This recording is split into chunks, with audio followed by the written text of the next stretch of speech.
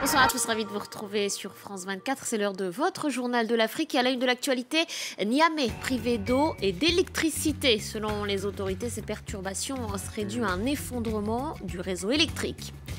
Les réactions en Tunisie au lendemain de cette décision historique, les autorités ont abrogé la circulaire interdisant les unions mixtes. Désormais, une Tunisienne pourra épouser un non-musulman. Et puis le mariage, il en est question dans la série de reportages que nous vous proposons depuis quelques semaines. Direction ce soir le Nigeria. Vous verrez comment les Hausa célèbrent leurs unions. Mais avant de développer ces titres, cette information qui nous est parvenue il y a quelques instants, au moins 33 personnes ont péri dans le naufrage d'un bateau. L'embarcation naviguait sur le fleuve Niger, c'est dans le nord-ouest du Nigeria. 150 passagers se trouvaient à bord, des commerçants principalement. La montée des eaux explique en partie cet accident. On va retrouver tout de suite notre correspondant à Lagos, Moïse Gomis. Moïse, alors de fortes pluies se sont abattues sur le pays au cours des derniers jours et les services d'urgence du Nigeria alertent sur de nouvelles crues. Effectivement, l'ANEMA s'inquiète. L'agence nigérienne de gestion des urgences a lancé des appels aux populations qui vivent dans les 8 États traversés par le fleuve Niger. Mais la question reste complexe car ce sont plusieurs centaines de milliers, voire des millions de personnes qui seraient concernées par cet appel à évacuer les zones inondables. L'agence nigériane de gestion des urgences s'attend à des crues dans les prochains jours, les prochaines semaines, alors que 27 États de la Fédération ont déjà été touchés par ces inondations, selon les chiffres de l'ANEMA. La situation est d'ailleurs très critique dans le centre du pays, notamment dans l'état de Kogi, où le fleuve Niger et la rivière Benue se rejoignent. Dans cet état, près de 10 000 personnes seraient d'ores et déjà touchées par la montée des eaux. Des milliers de maisons seraient détruites. Autre zone en danger humanitaire, l'état de Benue, avec plusieurs dizaines de milliers de déplacés internes. Sur place, les services d'urgence peinent à porter secours au-delà de la capitale de l'État. Donc depuis plusieurs semaines, les autorités nigérianes sont en alerte maximum. Elles redoutent une répétition de l'épisode inondation de 2012. À l'époque, 30 États sur les 36 de la Fédération nigériane avaient été gravement touchés par des crues majeures. Merci à vous Moïse pour toutes ces précisions. Je rappelle donc que vous interveniez depuis Lagos. Niamey, plongé dans le noir depuis plus de 24 heures, des coupures d'électricité qui perturbent aussi la distribution d'eau potable. C'est un effondrement du réseau électrique qui est à l'origine de ces pannes. C'est en tous les cas ce qu'ont annoncé les autorités. Les détails avec Etan Hadji et Djibo Issoufou. Confrontés à des coupures d'électricité depuis plusieurs mois, les habitants de Niamey sont désormais plongés dans le noir. Depuis jeudi, la capitale du Niger vit au ralenti. Le blackout a eu un impact considérable sur les commerçants. J'ai un travail ici à faire, voilà le travail, j'ai commencé, j'ai fait juste une fenêtre et mon délai de livraison c'est demain que je dois livrer ça. Donc la coupure ça m'a beaucoup retardé, donc toutes les activités sont en arrêt actuellement. Aucun secteur n'est épargné par cette grande panne. Les températures caniculaires et le manque d'eau n'arrangent rien à la situation. Habitués aux problèmes de délestage électrique, les habitants de Niamey attendent un retour à la normale. Selon les autorités, ces perturbations seraient dues à un effondrement du réseau électrique. On a constaté qu'il y a un défaut. Et apparemment, il peut s'agir d'un défaut majeur. Nous présentons vraiment nos excuses à la population, vraiment qui, nous savons, subit présentement les conséquences de cette situation-là que nous déplorons. L'inauguration en avril dernier d'une nouvelle centrale électrique aux abords de Niamey avait pourtant suscité beaucoup d'espoir chez les habitants de la capitale. Aujourd'hui, lassés des coupures à répétition.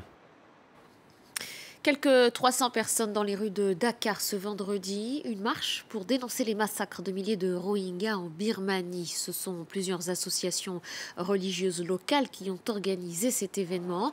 Ces structures se disent indignées par le silence de la communauté internationale. Je vous propose d'écouter ce témoignage recueilli par Sarah Sako. Il n'est pas normal que la communauté internationale, que les pays occidentaux, que les souverains du Golfe se taisent face à cette persécution.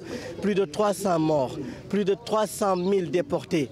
Aujourd'hui, le monde a besoin, il est urgent que le monde se mobilise face à de telles répressions, face à de telles atrocités, face à ce massacre. On vous en parlait déjà hier, cette avancée majeure en Tunisie. La circulaire qui interdisait aux femmes d'épouser un non-musulman a été abrogée. Le président Sepsi en avait fait une priorité, mais vous allez voir que cette décision ne fait pas forcément l'unanimité au sein de la gente féminine. Sandro Lutens est à Tunis pour France 24. Pendant plus de 50 ans, un non-musulman qui voulait épouser une femme tunisienne musulmane devait d'abord se convertir à l'islam. Les circulaires qui allaient en ce sens estimaient, je cite, qu'il fallait préserver la pureté de la famille parce que dans l'islam, la religion passe par le père, ce qui veut dire qu'un enfant né d'un père non musulman n'était pas automatiquement considéré comme musulman. Ça veut aussi dire que les hommes tunisiens musulmans, eux, pouvaient épouser la femme de leur choix, quelle que soit sa religion. Cette abrogation est donc une avancée importante à la fois pour les amoureux et en termes d'égalité des sexes, mais tout le monde n'est pas d'accord. Très contente parce qu'il y a eu l'annulation de cette circulaire. En fait, c'est une nouvelle victoire qui vient après la loi contre les violences à l'égard des femmes. C'est la deuxième victoire pour cette année. Ça me fait sentir que je vais me marier bientôt. Il ne faut pas oublier l'amour parce que c'est le plus grand facteur et on ne va pas arrêter cet amour comme d'habitude à cause de quelques lois ou de conneries ou de décisions politiques. Donc il faudrait vraiment qu'on continue dans notre lutte. Nous sommes un pays musulman, notre langue est l'arabe, donc on n'a pas le droit d'épouser un non-musulman. C'est clair, net. Maintenant, elles font ce qu'elles veulent, puisque la loi a été décidée. La lutte continue donc et ce sera autour de la question de l'héritage. Car en Tunisie, selon les préceptes du Coran, la femme hérite de moitié moins de ce qu'hérite l'homme. Mais une commission parlementaire est déjà en train de plancher sur une réforme. Détournement de cargaison, prise d'otages, les actes de piraterie ont presque doublé en l'espace d'un an dans le golfe de Guinée. Pour lutter contre ce fléau, la marine française a mis en place un programme spécial d'entraînement. Il est proposé à tous les pays de la région.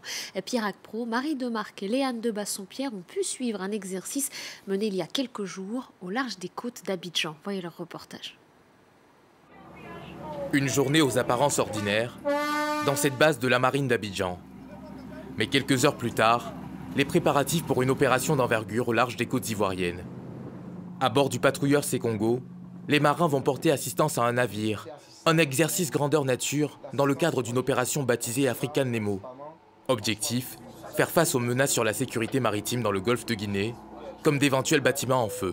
Il y aura des facteurs internes qui causent ce feu, des facteurs externes qui viennent d'une collision ou d'une action extérieure, comme des tirs sur un navire, et aussi les pirates peuvent, après avoir effectué leur action, mettre le navire en feu et quitter le bord.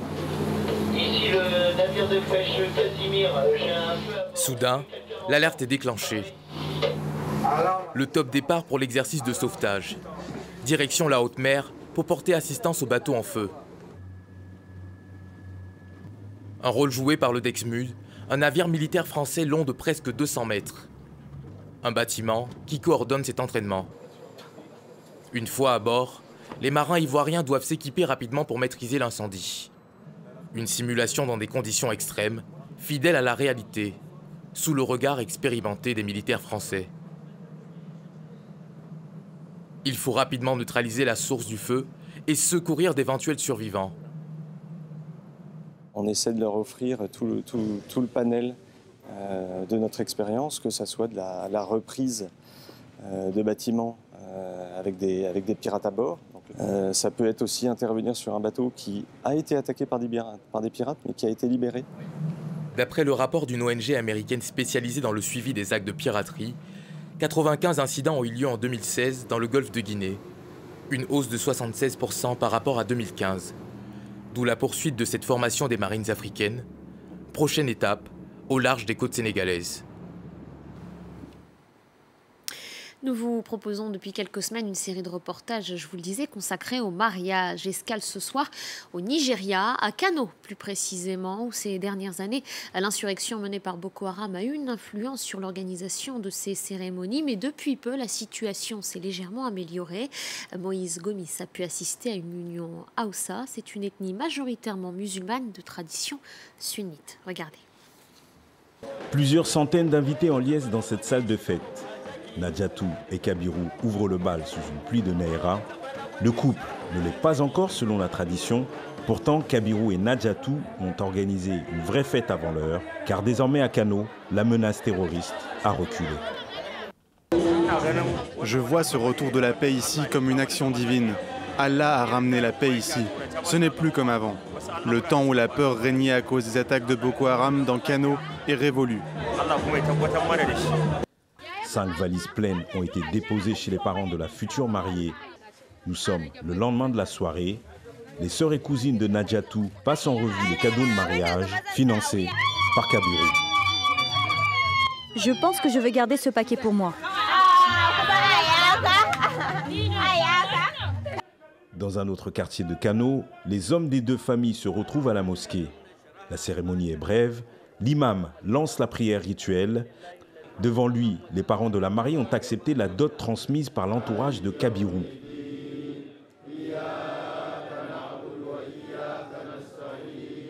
Kabirou, lui, est resté à l'extérieur de la mosquée. Il est soulagé. Il peut enfin recevoir les félicitations d'usage. Officiellement, il est l'époux de Nadjatou. Nos familles respectives se sont concertées et la dot proposée par ma famille a été acceptée. Les proches de Nadjatou avaient auparavant indiqué une somme à donner et nous, du côté de Kabirou, nous avons pris en compte leurs souhaits avant de leur formuler officiellement notre proposition. Le mariage peut donc avoir lieu. La nuit tombée, la famille de Nadjatou l'accompagne jusqu'à son nouveau domicile. Tous sont venus visiter cette maison meublée pour plusieurs milliers d'euros. Dans sa chambre conjugale, drapée d'un voile, Nadjatou attend son époux. Avant son arrivée, la jeune mariée écoute des ultimes conseils. Ma fille, tu es ici dans ton nouveau foyer. Nous rendons grâce à Dieu pour cela. Nous prions Allah pour qu'il apporte la paix dans ton ménage. Désormais, les cérémonies de ton mariage touchent à leur fin. Des bâtons d'encens sont allumés pour attirer les bonnes ondes. Nadjatou verse en silence quelques larmes. Elle vient d'ouvrir une nouvelle page dans sa vie.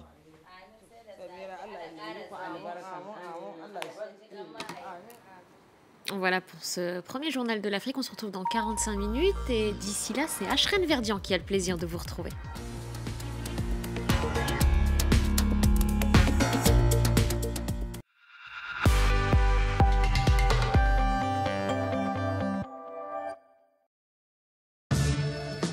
Quand tu deviens adulte, on te dit toujours qu'il faut respecter certaines règles. Travaille dur. Reste poli. Couche-toi tôt. Il est temps de grandir.